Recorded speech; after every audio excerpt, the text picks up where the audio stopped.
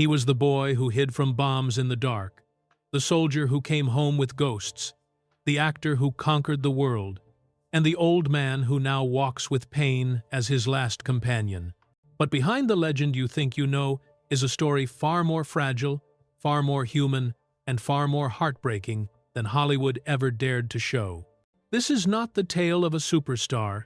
It is the life of a man who survived war, hunger, loss, loneliness, fame, and time itself, and still found a way to rise. Before the spotlight crowned him, the darkness almost consumed him. Most people know him as a successful actor, a respected figure, and someone who became a symbol of British cinema. But the world usually forgets that behind the calm smile and strong voice was a man who grew up with fear, hunger, loss, and deep emotional wounds that shaped every part of his life. People see the awards and the famous roles, but they rarely see the child who survived bombings, the young man who returned from war changed forever, or the adult who carried grief for decades. His journey was not the smooth path many imagine. It was a long fight against pain, poverty, and doubt, and at many points in his life, he could have fallen apart. From the outside, he looks like a legend, confident, charming, and always in control. But the truth is softer and more fragile. He was not born into privilege. He did not have help or special support. Instead, he had to climb from the bottom, often with nothing but hope and stubbornness. He struggled with fears he never spoke about publicly, and he faced the kind of hardships that could break a person at a very young age. These experiences did not just shape his career, they shaped the person he became, the choices he made, and the quiet strength he carried inside him. As he grew older, people admired him for his dignity and calm nature. But that calmness came from surviving difficult times, not from an easy life. Every time he spoke with a steady voice or played a wise character, it came from real pain he had lived through. The loss of people he loved, the impact of war, and the constant pressure to prove himself left deep marks on him. But instead of letting those moments destroy him, he somehow found a way to keep moving, even when it hurt. That is why so many people feel close to him.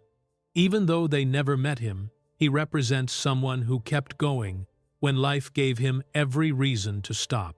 His life matters now more than ever, especially as he reaches an age where health becomes fragile and memories grow heavier. People see recent photos of him in a wheelchair or walking slowly with support, and they feel shocked because they still remember the strong man from their youth. But aging is not a fall from greatness. It is the final chapter of a long journey, one where the quiet truth of his past becomes even more important. Understanding what he lived through helps people see that his current struggles are not signs of weakness. They are signs that he carried himself with strength for far longer than most people ever have to. Many fans admire his movies but do not know the painful steps that brought him to success. They do not know how close he came to giving up, or how often he felt alone even when the world was cheering for him. His story shows that success is not just about talent or opportunity. It is about surviving, adapting, and staying hopeful even when the world feels heavy. People who face difficulty in their own lives can look at his journey and see that pain does not have to define the future. It can teach resilience and kindness, the very things that made him loved by millions. The truth is more devastating and inspiring than anyone expects. It is not a story about fame. It is a story about a man who had every reason to break, but chose to rise again and again. And to understand who he became, we must begin where the world was ending. Some lives begin with lullabies. Others begin with sirens. He was born into a time when the world felt unstable, dangerous, and unpredictable. His first years were marked not by comfort, but by fear, hunger, and constant uncertainty. His family lived in a poor area of South London, where money was always short, and every day came with new worries. His father worked long, tiring hours doing physical labor, and his mother cleaned houses to help keep food on the table. They were good people who tried their best, but no matter how hard they worked, poverty followed them like a shadow. His earliest memories were shaped by the sound of warning alarms, the shaking of windows, and the fear that the next explosion could come at any moment. Instead of growing up with toys and warm nights, he grew up with the smell of smoke in the air and the sight of blackouts and broken buildings. Children at that time learned very quickly that life could change in a second. One moment you were playing on the street, and the next you were running to a shelter to escape falling bombs. He learned to move fast, listen carefully, and hold fear in silence, because fear became normal for everyone around him. In his home, everything was simple and worn out. The walls were damp, the floors were cold, and the small room the family shared never felt truly safe. They lived with the sound of airplanes above and the constant worry of losing everything. Food was often limited, and he remembered days when meals were small and rationed. His parents hid their stress as much as they could, but children always understand more than adults think. He could feel the strain in their voices, the tension in their movements, and the quiet moments when they thought he wasn't looking. War didn't just affect their home, it shaped the way he saw the world. It taught him early that nothing is guaranteed, that safety is temporary, and that life can be taken away without warning. The fear he felt was not just from the bombs themselves, but from seeing the adults he depended on also scared. When the strongest people in your life look worried, a child's world becomes even more fragile. His emotional wiring was formed in those years of uncertainty. He grew up believing that he had to be alert, careful, and ready for anything. Even as an adult, he carried that mindset with him, always preparing for the next struggle. One of his strongest memories was the shelters. Dark, cramped spaces filled with families trying to stay alive while the city above them shook. Some children cried, some stayed silent, and he sat close to his mother, trying to feel safe in a world that offered very little comfort. When the sirens stopped, people would slowly climb back up to the surface to see what had been destroyed that night. Sometimes entire streets were gone. Sometimes the houses of friends were reduced to rubble. Every day brought new losses, and children learned to adapt quickly because there was no other choice. His parents did everything they could to protect him and his brother, but they were fighting a war inside the home as well. Poverty made every decision harder. Heating the house in winter was a struggle. Fixing broken things was almost impossible, and buying enough food took planning and sacrifice. Still, his mother tried to create small moments of calm, simple meals, warm tea, or quiet reassurance when fear was high. His father worked until his hands were numb, coming home exhausted but determined to keep the family together. Their effort became the foundation of his resilience later in life. Despite the danger, there were small moments that stayed with him. Times when neighbors came together, sharing food, checking on each other, and helping repair damage. Even in the middle of destruction, he saw how people could still show kindness. These moments taught him that struggle brings people closer, and that community can survive even the hardest times.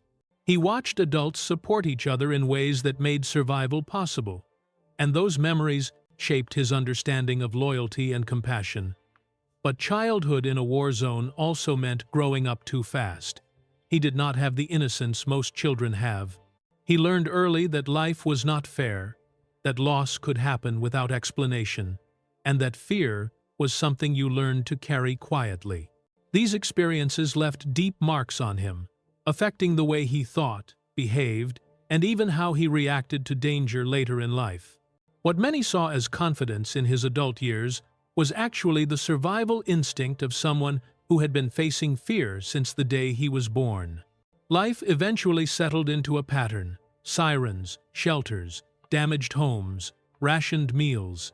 It became what he understood as normal, even though it was anything but normal for a child. He accepted danger as a daily companion, and survival became part of his routine. But just when he began to adjust to this difficult way of living, the war demanded its cruelest sacrifice yet. The world outside was burning, but the world inside that cupboard was even darker. When the bombings grew worse and the danger in London reached a frightening level, many children were sent away from their families to safer places in the countryside. He was one of them. At a very young age, he was taken from the only home he knew and placed in the care of strangers far from his parents, his neighborhood, and everything familiar. The decision was made to protect him, but for a child, it felt like being abandoned in a world already filled with fear. He didn't understand why he had to leave, or when he would see his family again. All he knew was that he was suddenly alone. The family he was sent to live with did not treat him with kindness or warmth. They were not violent, but they were cold, distant, and uninterested in his well-being. Their main motivation was the payment the government provided for hosting evacuated children. To them, he was not a child needing care. He was a responsibility they didn't want, and a burden. They didn't try to hide. The emotional distance hit him harder than any physical discomfort. He had come from a home where his parents tried their best to show love despite their struggles. In this new house, he felt invisible. His presence was tolerated, not welcomed. The silence in that house was its own kind of punishment. He had no one to talk to, no comfort, no sense of safety. Days felt long and empty. Nights felt even worse. And then came the moments that marked him for life, the times when he was locked in a dark cupboard as a way to keep him out of the way. The space was small, cold, and airless. The door shutting behind him felt like the world disappearing. He sat alone with no idea how long he would be kept there, listening to the muffled sounds of the adults moving around the house without caring about his fear. For a child already shaken by war, this kind of isolation created a deeper wound than any bomb could. Inside that cupboard, time stretched painfully. He felt trapped not just physically but emotionally. The fear of being forgotten, the tightness in his chest, the struggle to breathe calmly in the darkness. All these moments shaped how he understood the world. He learned early that adults were not always protectors. Sometimes they were indifferent, wrapped up in their own lives, blind to a child's pain. He tried not to cry because he knew no one would come for him. That silence changed something inside him. It planted seeds of fear, insecurity, and distrust that would follow him for years. What he didn't know was that back in London, his mother was desperately trying to get information about him. She worried constantly. She had been told this placement was safe, but a mother's instinct knows when something is wrong. The thought of him being frightened or mistreated kept her awake at night. And one day, she couldn't take the uncertainty anymore. She traveled alone across the country, determined to see her child with her own eyes. She didn't care about rules or paperwork, she only cared about her son. When she arrived at the house and saw how he was being kept, something inside her broke. She didn't act politely or ask for permission. She pushed her way in and demanded her child back. And when she couldn't find him at first, her fear turned into anger. She opened doors, looked through rooms, and finally came to the cupboard. She pulled it open and saw him sitting in the dark, small, scared, and silent. In that moment, all the strength she had was used to pull him into her arms and carry him out. The woman of the house tried to stop her, but his mother refused to back down. Someone called the police, but she didn't let go. She held him tightly, as if trying to erase every second he had spent in that small, airless space. Eventually, the authorities let her leave with him. Her courage protected him in a way he never forgot. For the rest of his life, he spoke of that moment as the one where his mother saved him. But even with her rescue, the damage had already been done. The dark cupboard, the loneliness, the fear, those memories stayed with him, shaping the way he saw the world long after the war ended. His mother had brought him home, but war doesn't return what it steals, not even to a child. Home was still home, even when all that remained was rubble. When he returned to London after the evacuation, the city he knew had changed completely. Streets that once felt familiar were now broken. Buildings stood half destroyed, and many families had lost everything. The war had ended, but the damage was everywhere. People tried to keep going, but the marks of destruction were impossible to ignore. As a child, he had to accept that life would never return to what it once was.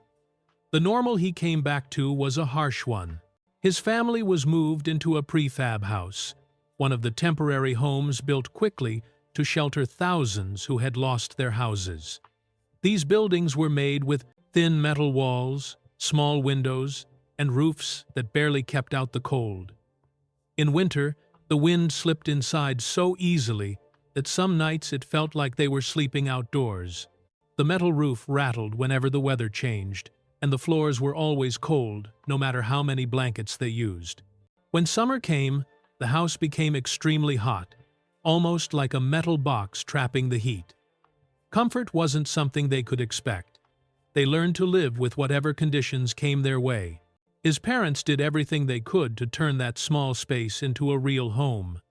Despite their struggles, they stayed strong for their children. His father woke up before sunrise to go to work, no matter how tired he was. His hands were always rough from long hours of heavy labor, but he still tried to joke or smile when he came home, trying to ease the tension in the house.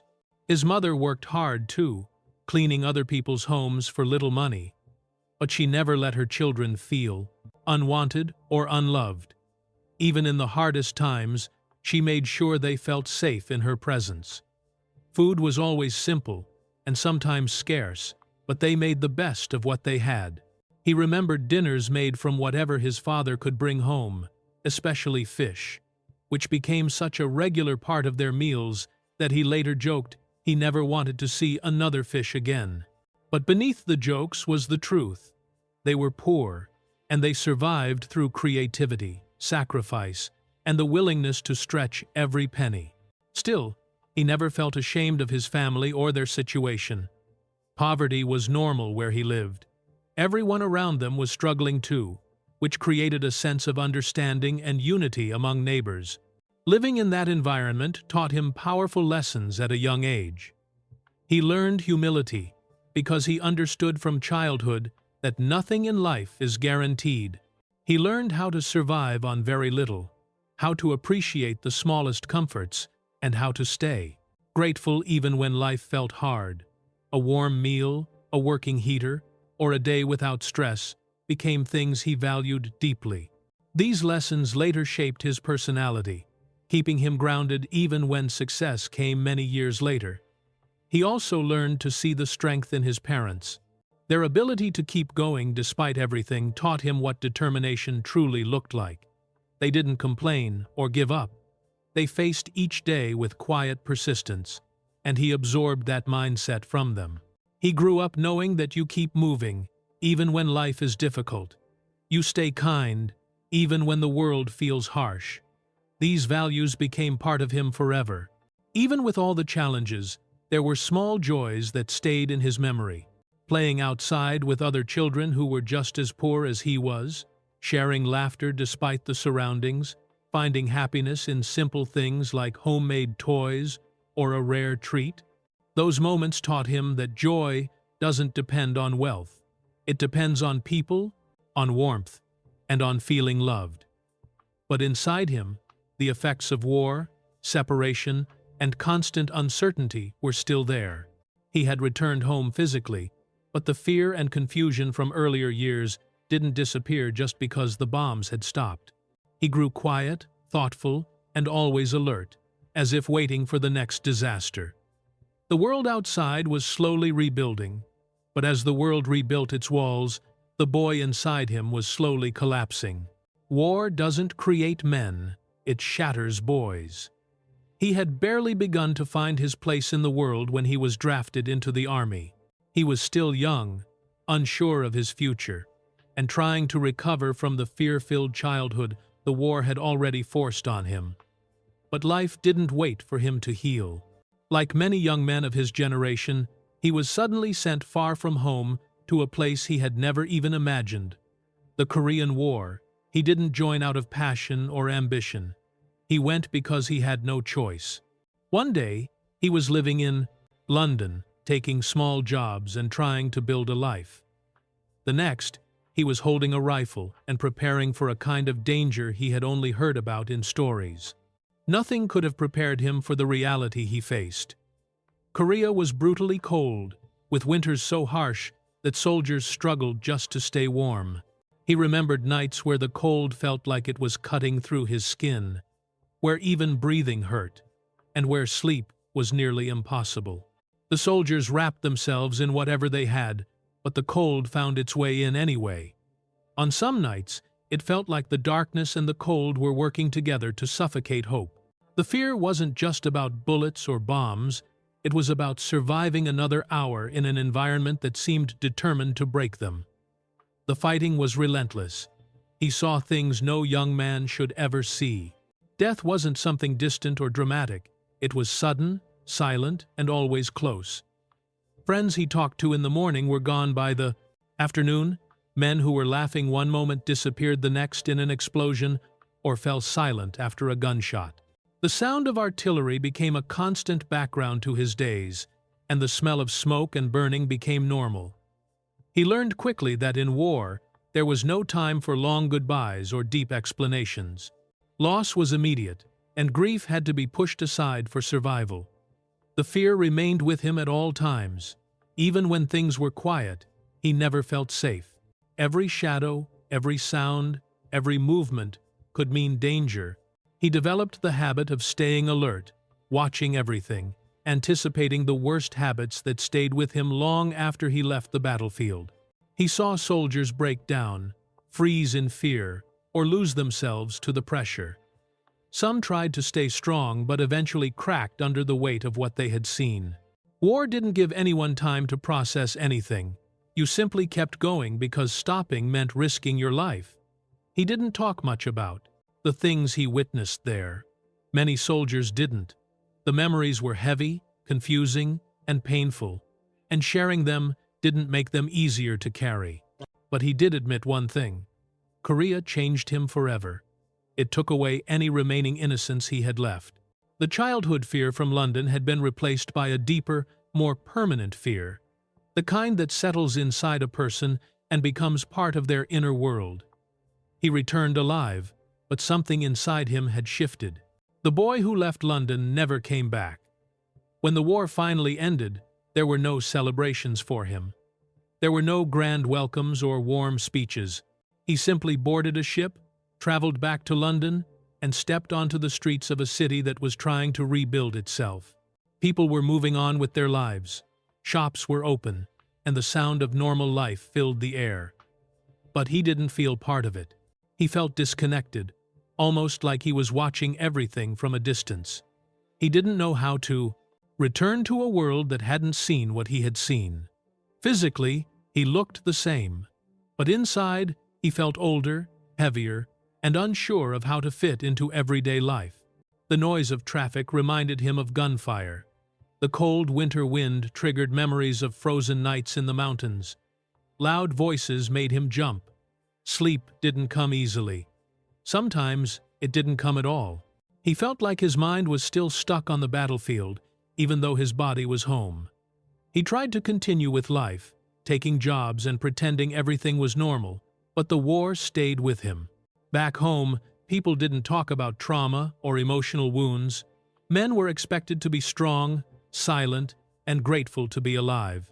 So he buried his feelings, hiding them behind humor, hard work, and determination. But the truth was that he felt empty. Something inside him had broken, and he didn't know how to fix it. It wasn't the kind of wound that healed with medicine. It was the kind that changed a person's view of the world. He once said that he returned home alive, but not yet living. That sentence captured everything he felt in those years. The war had ended for everyone else, but inside him, the echoes continued. Peace had returned to the world, but not to him. Sometimes the greatest performances happen long before the audience arrives. After returning from the Korean War, he tried to build a normal life, but nothing felt stable. He took any job he could find, filing clerk, messenger, porter, warehouse assistant. None of these jobs paid well, and none of them gave him a sense of direction. He was drifting through life, doing work that kept him alive, but didn't make him feel alive. The war had left him searching for meaning, and he didn't know where to find it. The only thing he felt drawn to was acting, even though he had no connections, no money, and no confidence that he could succeed. His early acting attempts were difficult.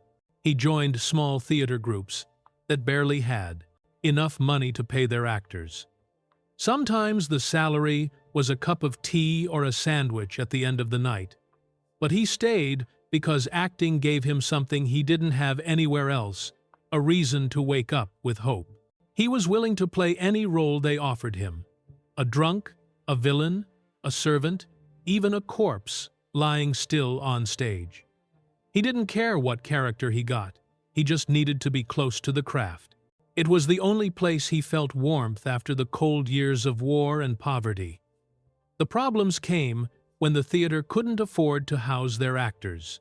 He had no stable home and no savings, so he often slept in the theater itself.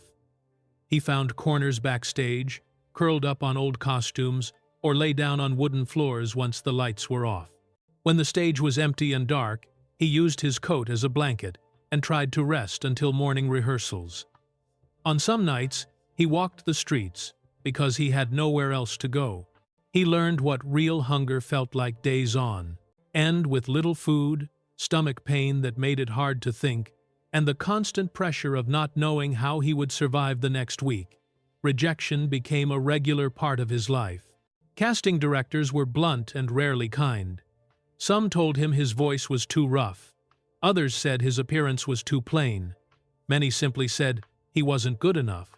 Every rejection cut deeply, especially because he had already spent years trying to recover from the emotional wounds of the war. Acting was supposed to be his escape, but it often felt like another battlefield. He left auditions feeling small, discouraged, and unsure whether he had any future in the industry. But he didn't quit. Even when hunger made him weak, and exhaustion made it hard to stay awake during rehearsals, he pushed forward. He learned to hide his pain behind determination. He practiced his lines late at night, using the dim stage lights when everyone else had gone.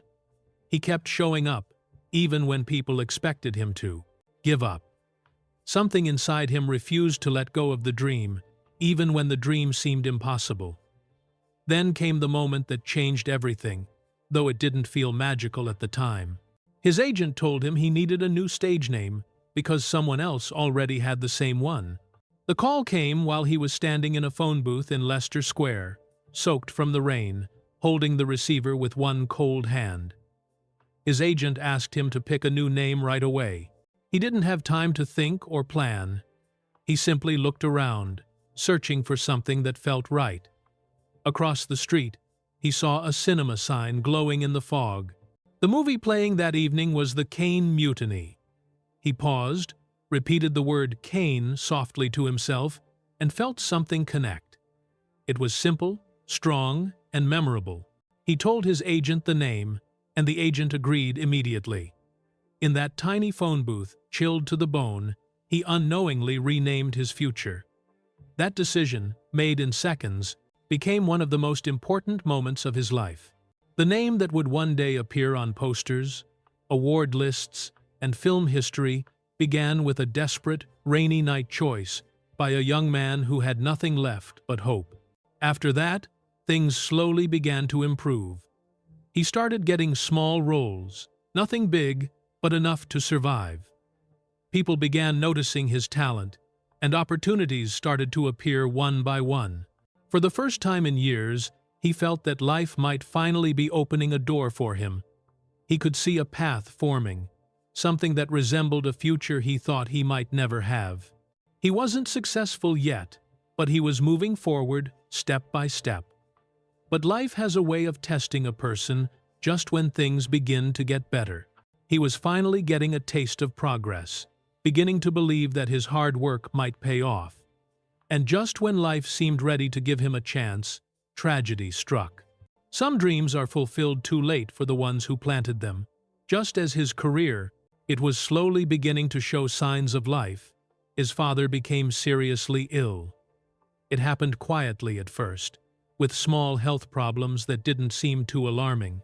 But those problems grew worse, and soon the doctors discovered that his father had liver cancer. There was no easy treatment for it at that time, and the illness moved quickly. For a young man already struggling to keep himself together, this news felt like another heavy blow he wasn't prepared to face.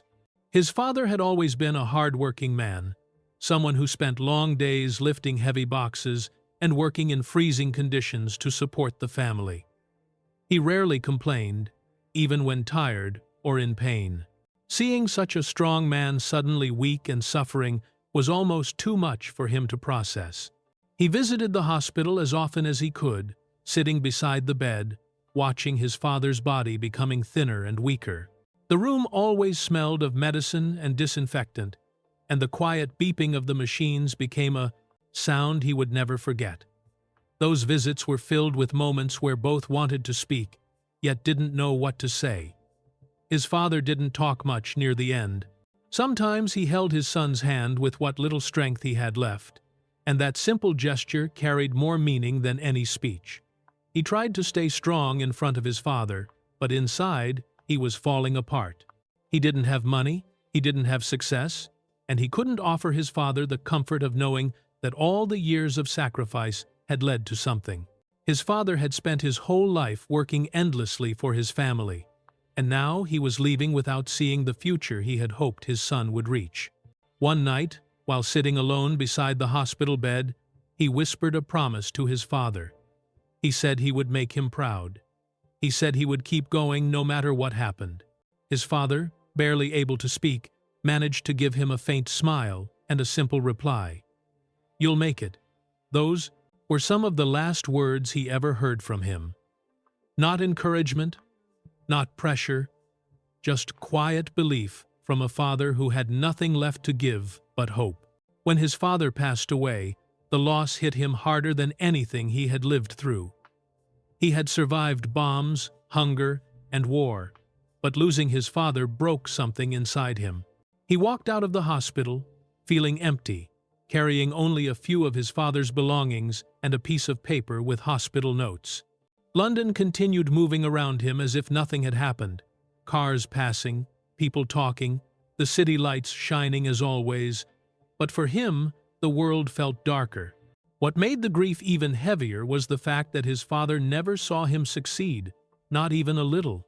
All the nights he spent rehearsing, all the roles he fought for, all the hunger and rejection, none of the progress came in time for the man who believed in him before anyone else.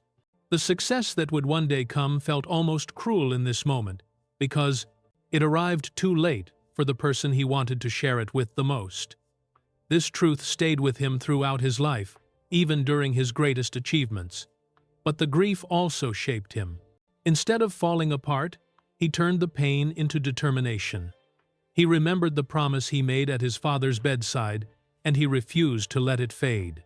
That promise became the foundation of his work ethic, the reason he pushed himself even when exhausted, the reason he kept going even when rejection felt unbearable.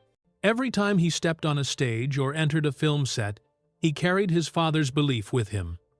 Every career milestone felt like a silent conversation with the man who never got to witness it.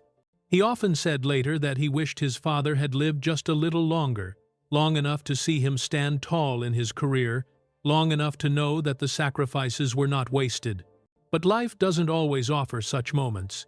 Instead, it leaves behind memories, lessons, and unfinished hopes. His father's death became one of the defining chapters of his life, shaping him not with anger, but with purpose. He walked away from that hospital with a broken heart and a fire nothing could put out. Fame is not a blessing, it's an exam one most people fail. After years of struggling, sleeping in theaters, and barely getting by, he finally received his first major film breakthrough. It didn't happen suddenly, but when it came, it changed everything. The role gave him real visibility, and for the first time, people began to recognize his talent outside of small theater circles. It was the kind of opportunity he had been waiting for since the moment he first stepped on a stage. Audiences noticed him, Critics praised him, and his name slowly began to rise. But success is never simple, and with every step forward came new challenges he wasn't prepared for. Sudden fame brought excitement, but it also brought a workload he had never experienced before. Scripts came in nonstop. Directors wanted him, producers called him, and his schedule filled up faster than he could process it.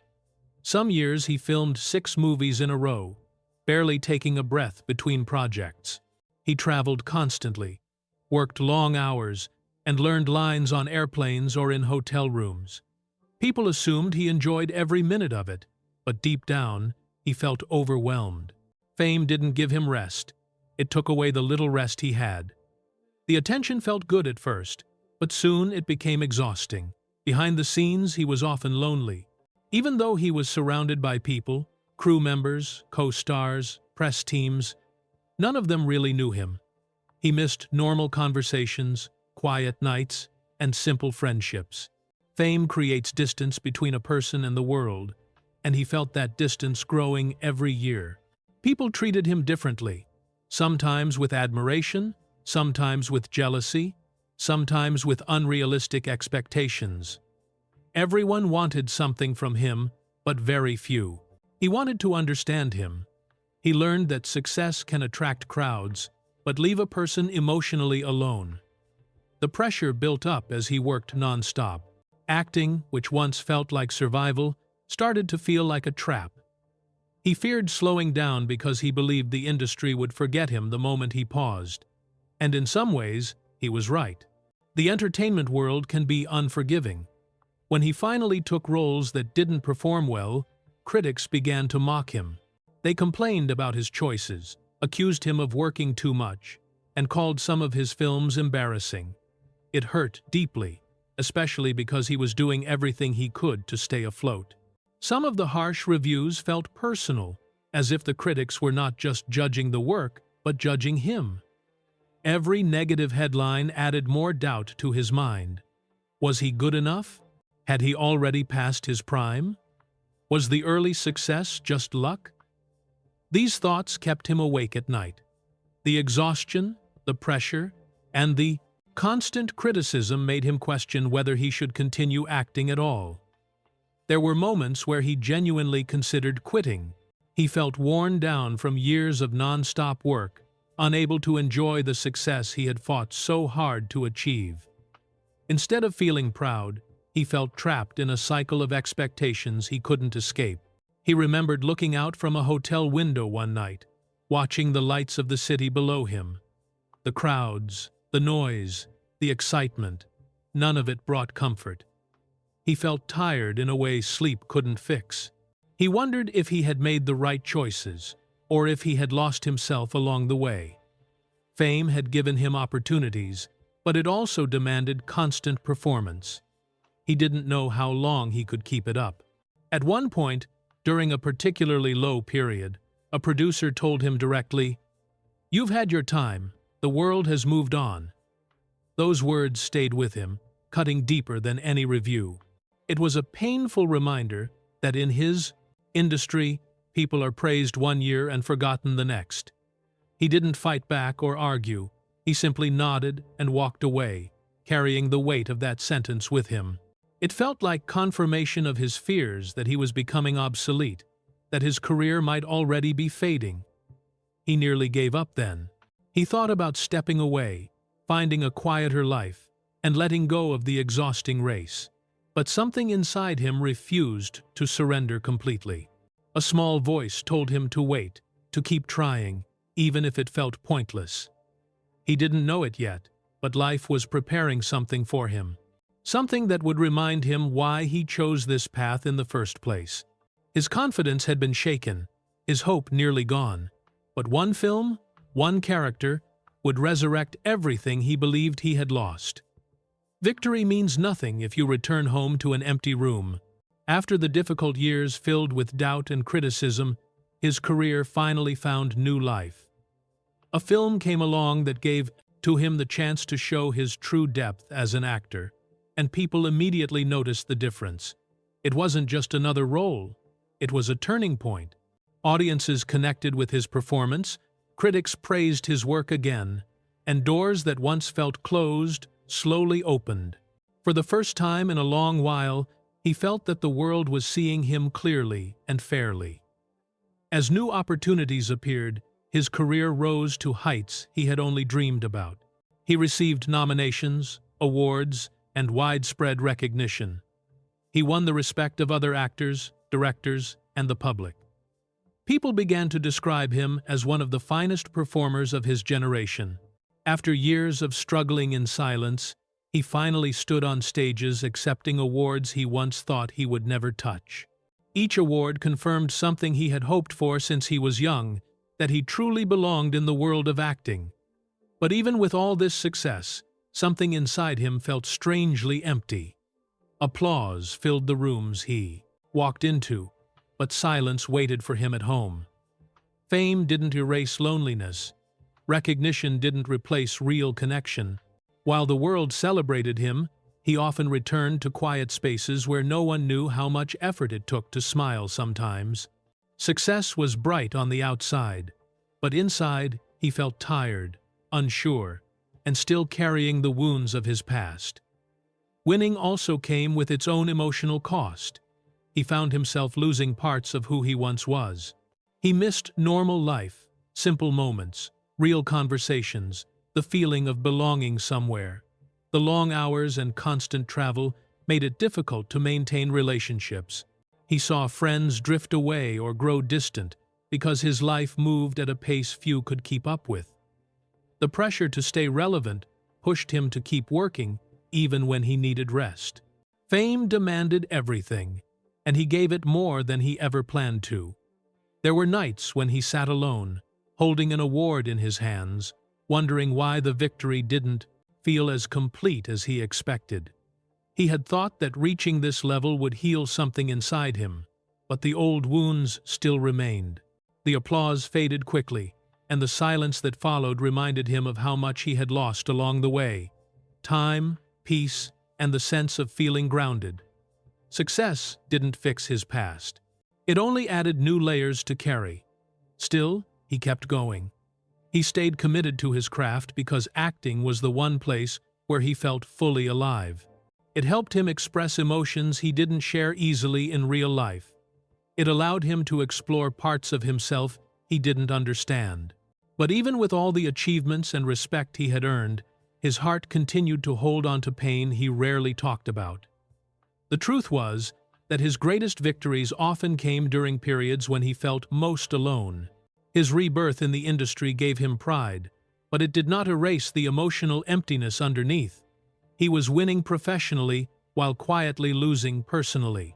He had climbed the mountain he once saw as impossible, but the climb came with sacrifices that stayed with him long after the applause ended. His career was stronger than ever, yet life had more painful lessons waiting, because the cruelest heartbreaks weren't written in scripts, they came from love. Before he found forever, he survived the loves that nearly broke him. Long before the world knew his name, he fell in love for the first time. It was a gentle, simple kind of love, built during the years when he had nothing but dreams and determination. He married young, and both he and his wife were doing their best to survive on very little money. Their days were filled with unpaid bills, unstable jobs, and the constant pressure of trying to build a future with almost no resources. Poverty doesn't just strain a home, it changes the way people think, feel, and respond. As much as they cared for each other, the stress of daily survival started to pull them apart. When the daughter was born, he felt overwhelming love and responsibility. He wanted to provide a better life for her, but his career was unstable, and he often worked odd hours or traveled for small acting jobs that barely paid anything. He tried to stay close to his daughter, but his situation made it difficult. He sometimes missed important moments, not because he didn't care, but because he was constantly chasing opportunities that might finally support his family. The marriage eventually came to an end. It wasn't dramatic or hateful, just two people worn down by circumstances they couldn't control. After the separation, Staying connected to his daughter was painful and complicated. He carried a quiet guilt for this for many years, wishing things had been different. As his career grew, he later met Natalie Wood, a woman whose presence felt like a warm light in his life.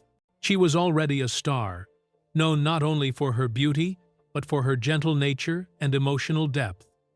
They connected quickly, and he found comfort in her company. Their time together felt soft and simple, a rare gift in the confusing world he was starting to enter. They shared long conversations, laughter, and moments that felt effortless.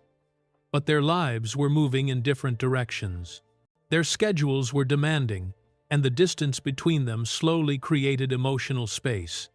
They parted with respect, still caring for each other, but accepting that timing was not on their side. Years later, when he heard about her tragic death, the news struck him deeply.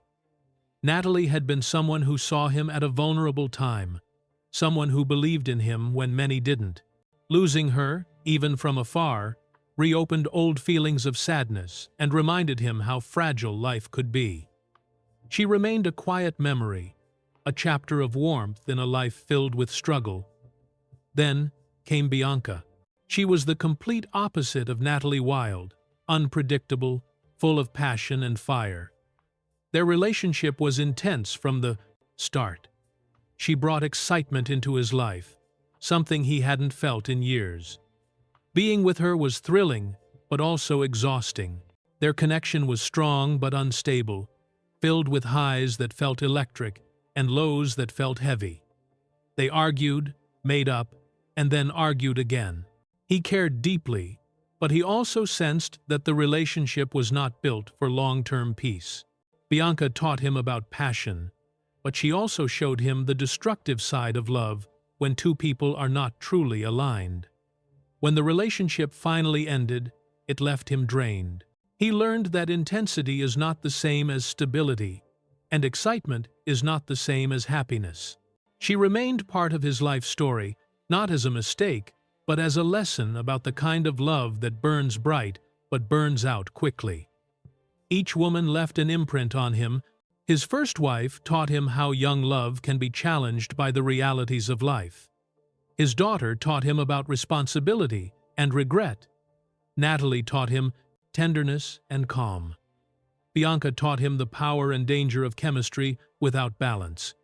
These experiences shaped the way he approached relationships later in life. They forced him to understand himself, to confront his flaws, and to realize what kind of love he truly needed. Through all these moments, he carried both gratitude and sorrow. Gratitude for the memories and sorrow for the pain and mistakes. He didn't blame the women, he blamed the circumstances and sometimes himself. He grew wiser, softer, and more aware of what mattered most. What he didn't know was that his greatest love was still waiting not on a stage, but on a screen. True love is not passion. True love is patience. When he first saw the woman who would change his life, it happened in the simplest way possible. She appeared on a television screen during a coffee commercial, smiling softly as she lifted a cup. Something about her calmness, her warmth, her gentle presence reached him in a way nothing else had. He told a friend, half joking but fully serious, that he would find her even if he had to fly across the world. Fate, however, was much kinder than that. She wasn't continents away. She lived only a few miles from him. When they finally met, she wasn't the glamorous image on the screen. She was better real, grounded, steady. She listened before she spoke. She didn't pretend, and she didn't let his fame cloud her judgment. For a man who had spent years surrounded by noise and pressure, her quiet nature felt like shelter. Their connection grew naturally, without rush or drama. It was a kind of love that came softly but deeply, like something the heart had been waiting for without realizing it. Their courtship was simple. They shared meals, talked about life, walked through parks, and laughed about small things. He wasn't trying to impress her, and she wasn't trying to impress him. Their honesty built trust, and that trust grew into something steady. When they married, their first home wasn't grand or luxurious. It was warm, filled with the smell of cooking, the sound of conversation, and the comfort of belonging. He had been in many houses before, but this was the first place that felt like home. Family life brought him something he thought he had lost the chance to be present. When their daughter was born, he felt a joy that reached deeper than any film premiere or award ceremony. He held her little hand, watched her sleep, and began to understand what real love meant. He didn't want to repeat the mistakes of his first marriage. He didn't want work to steal him away again. Slowly, he started choosing family over fame. He learned how to be a father, not from books or advice, but from trying every day to show up. But even the strongest relationships are tested. There came a time when the stress of constant travel, long filming schedules, and the pressure of fame started to wear down their connection. They argued more often. Misunderstandings, he grew. One day, she quietly packed a small bag, planning to leave not out of anger, but out of exhaustion. He didn't stop her. He was so used to losing people that he thought this was another goodbye he deserved. But the next morning, he heard the sound of the door opening. She walked back in holding breakfast, saying simply, "I forgot to make your tea." That small act of love broke something open inside him. It made him realize how close he came to losing the one person who truly understood him. He promised himself he would never let her walk away again. Around that time, he was drinking more than he should. Fame had its pressures, and old wounds still lingered. Alcohol became a quiet escape, something to numb the feelings he didn't want to face. But she saw what he couldn't. She watched him with worry, knowing that if he didn't change, he would lose more than just his health. He would lose himself. Her steady support, her patience, and her refusal to give up on him became the reason he finally chose sobriety. She didn't lecture him. She simply stayed, quietly encouraging him to become the man she knew he could be. Sobriety wasn't easy, but it became his emotional rebirth. Without alcohol, he saw life more clearly. He appreciated family more deeply. He worked with more focus and lived with more intention. She became his anchor, the person who kept him balanced and safe. Their marriage grew stronger with time. They shared meals, long talks, quiet evenings, and laughter that came from the heart. They learned that love isn't about perfection. It's about showing up every day, especially on the hard days. For 50 years, they built a life based on loyalty, empathy, and patience. Their connection wasn't dramatic or loud. It was steady, reliable, and honest. The kind of love that endures storms, not because it avoids them, but because it chooses to stand through them. She saved him in ways he rarely said out loud, but always felt deeply. But even love cannot shield a man from the one enemy no legend can defeat. Some friendships are carved in stone, others survive long enough to watch the stone crack. He had known many people throughout his life, actors, directors, producers, colleagues, but only a few became part of his soul. One of them was a man whose presence shaped entire generations, a co-star whose fame matched his own strength and charisma. Their friendship began long before the world placed crowns on their heads. Back then, they were just two young men trying to break into an industry that didn't care where they came from.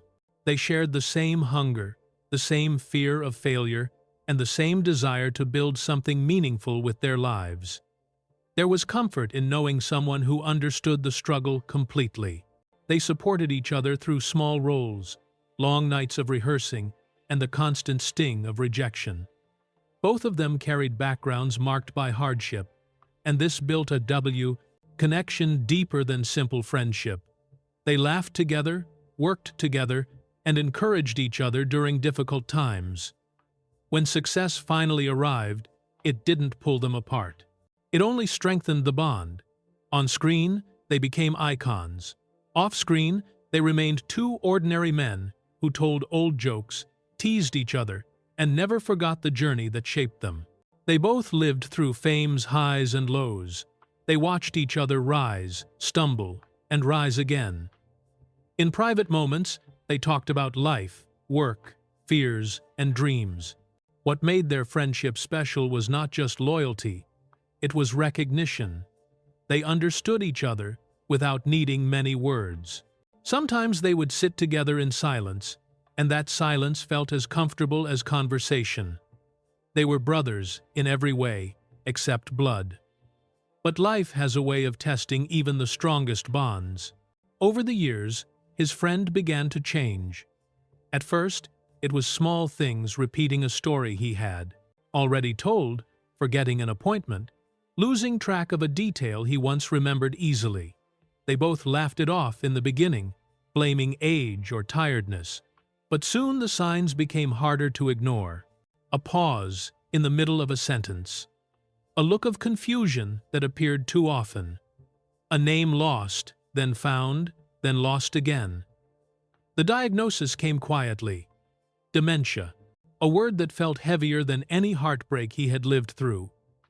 This was a battle that no fame, no strength, no courage could win. He tried to stay strong, but watching his closest friend slowly fade was a pain he hadn't known before. He continued calling, even when the conversations grew shorter.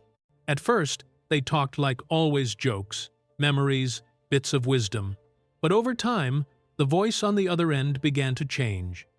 Some days his friend remembered him, some days he didn't.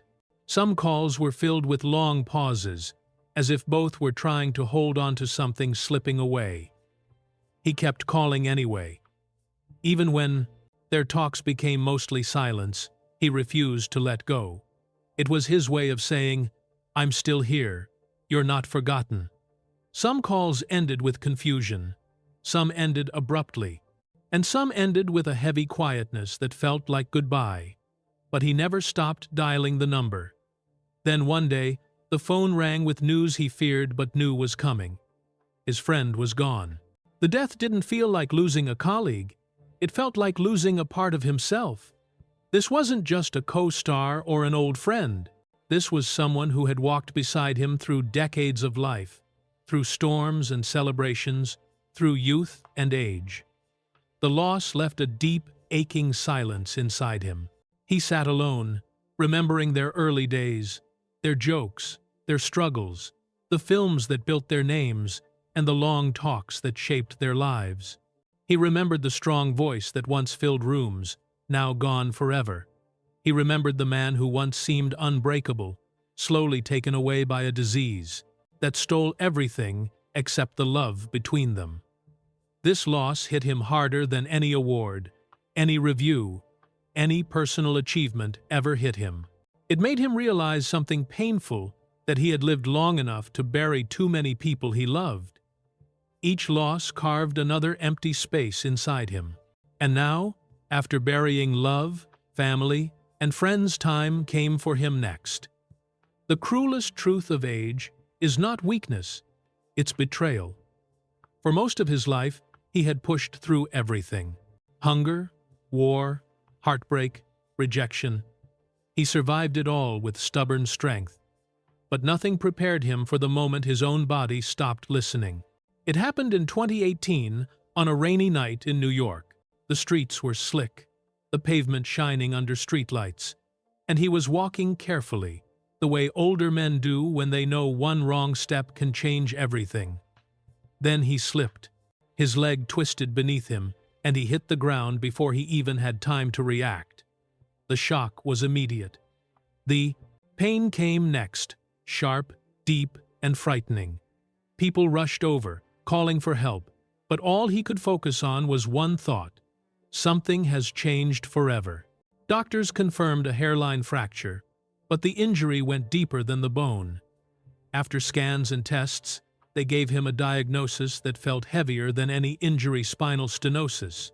It meant the space around his spine was narrowing, pressing on nerves, causing constant pain, and affecting his ability to walk. It wasn't a condition that healed. It was one that slowly took pieces of strength away. He listened to the explanation quietly, trying not to show fear. But inside, he felt something collapse. Recovery was long and painful. Days became routines of medication, careful movements, and physical therapy. Nights were worse. Sleep wouldn't come because pain didn't care about rest. It pulsed, spread, and grew stronger in the quiet hours. He would lie awake, staring at the ceiling in the dark, feeling every throb, every sting, every reminder that age had finally caught him. Sometimes the pain was so sharp it woke him before dawn, leaving him sitting at the edge of the bed, trying to breathe through it. The cane became his constant companion. At first, he hated it. Holding it felt like admitting defeat, like admitting he was no longer the man he had been all his life. But without it, he was unsteady. His legs didn't respond the way they used to. His balance slipped away at the most unexpected moments. Even standing up from a chair required planning. Steps he once climbed without thought now felt like mountains. He wasn't afraid of death.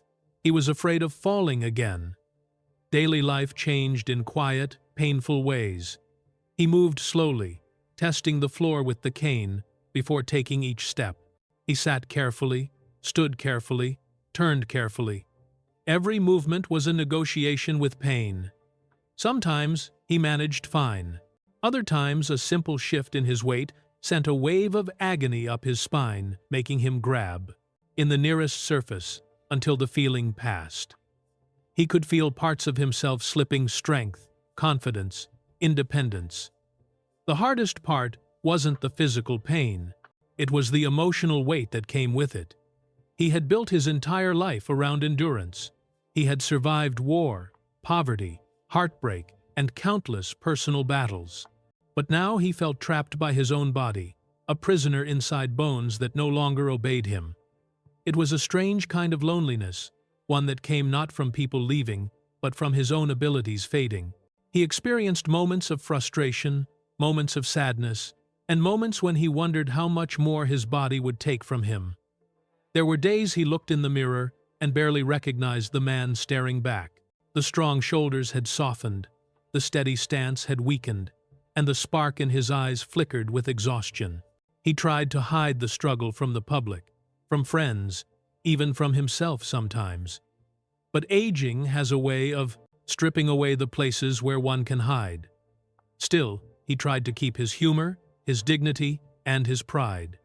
He continued walking, even when each step hurt. He continued smiling, even when it took effort. He continued fighting, because that's what he had always done. But the world still wasn't ready to see how fragile he had become until one photograph changed everything. It wasn't a scandal, it was a mirror. When the photograph spread across the internet, it wasn't met with gossip or cruelty. It was met with silence, shock, and a kind of collective sadness. In the picture, he sat in a wheelchair, his hands resting gently on the armrests, his posture slightly bent but still dignified. The light caught his face in a way that revealed every year he had lived, every struggle, every memory. Behind him stood a younger friend pushing the chair, but the focus of the entire world was on him, the man who had once stood unshakable, now sitting quietly with the weight of age on his shoulders. People weren't prepared for it. They had spent decades seeing him as strong, confident, and endlessly steady. For many, he was more than an actor. He was a symbol of resilience, someone who survived war, poverty, heartbreak, and rejection. Someone who always seemed unbreakable. And now, seeing him in a wheelchair felt like losing something familiar, something that had always felt permanent. Social media filled with comments from people who had grown up watching his films, from younger fans who admired his strength, and from older viewers who saw their own struggles reflected in him. The reaction wasn't cruel, it was compassionate. People wrote messages like, "I'm crying. He's been a part of my whole life." Or, "Seeing him like this reminds me of my father." Or, "This is the reality we all face someday." The picture touched something deep, because it wasn't just about him. It was about everyone who had watched their own parents or grandparents slow down. Everyone who had seen strength turn into fragility. everyone who knew what it meant to love someone through aging. For older viewers, the photo was especially powerful. They didn't see a fallen hero. They saw themselves, the Caine by the bed, the stiff joints in the morning, the fear of falling, the long nights of pain, the slow and careful steps. They saw the truth of their own journey reflected in the image of a man they admired. It reminded them that aging is not a failure, but a continuation. A stage of life that demands courage in ways youth never understands. He understood the reaction. When he saw the picture himself, he didn't hide from it or feel ashamed. He had accepted reality long before the world did. He knew his body had limits now. He knew walking long distances or standing too long came with pain. He knew the cane and the chair were part of his life, whether he liked it or not. Instead of fighting it, he chose acceptance. Quiet acceptance, the kind that comes from a life lived fully, not from giving up. For him, the photograph wasn't the end of something. It was simply a moment, a reminder that he was human. He once said, "The greatest strength is knowing when to let someone help you." In that picture, that truth was clearer than ever. And yet, even in weakness, something extraordinary remained. After a life of noise, silence became his greatest luxury. Today, his life is nothing like the world he fought through in his early years. There are no bomb shelters, no sleepless theater nights, no frantic schedules, and no desperate searches for opportunity. Instead, his days begin slowly, with the soft sound of a kettle boiling and the quiet comfort of a home filled with peace. He lives mostly in Surrey now, surrounded by fields, fresh air, and a calmness he could never have imagined when he was young. His house is spacious but not extravagant. Warm stone walls, wide windows, soft light, and a garden that feels like a living memory. His net worth, built over decades of hard work, is estimated at more than $60 million. It's a large number, but to him, it has never been about wealth for the sake of wealth. He remembers hunger too clearly to waste anything. The success he earned turned into stability, into comfort, into the ability to help others. He owns beautiful things now, vintage cars, classic art, pieces he once admired from a distance, but he treats them with humility.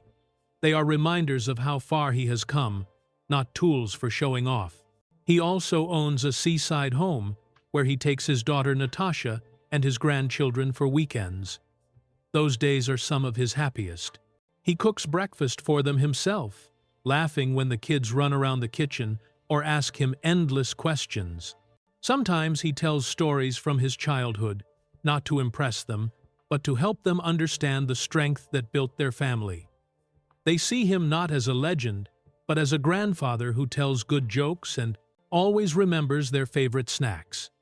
Family means more to him now than any award or role he ever played. With age, he learned how precious time is and how quickly it slips away. He talks to his older daughter more often too, trying to give her the love and attention he once struggled to provide when his career was still climbing.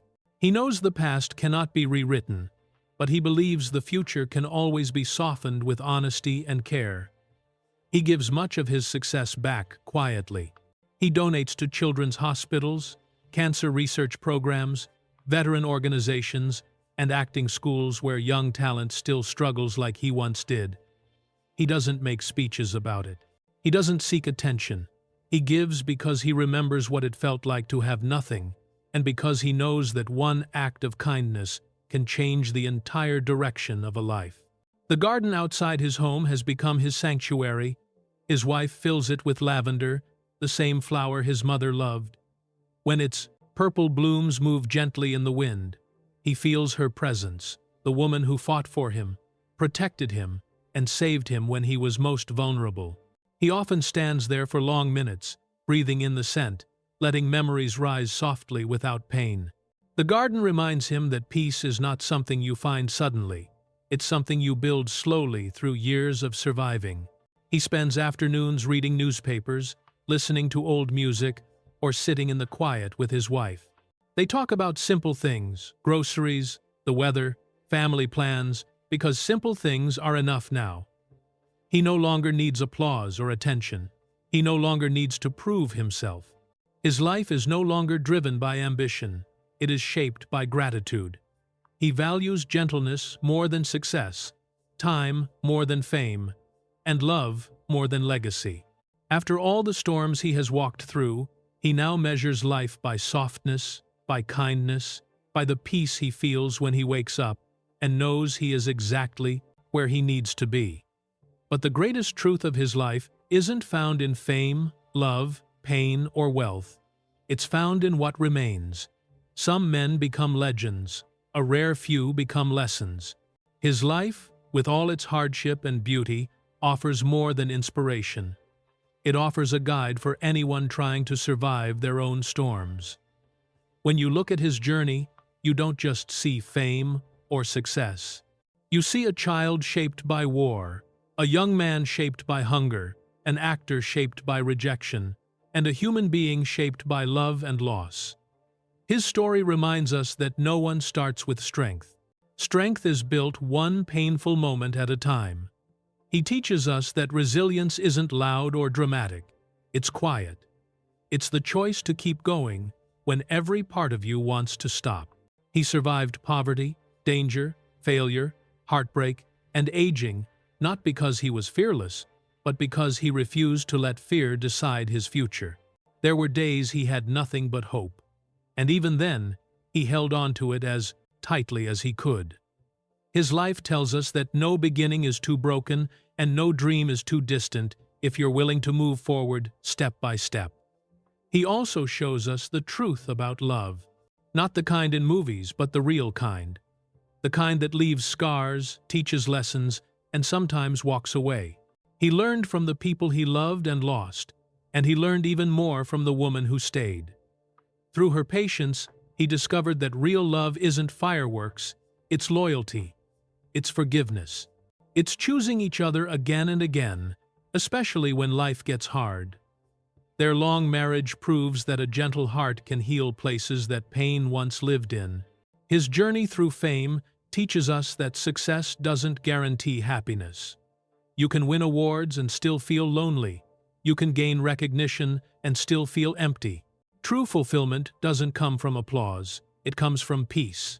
And peace is built through humility, gratitude, and the ability to be honest with yourself.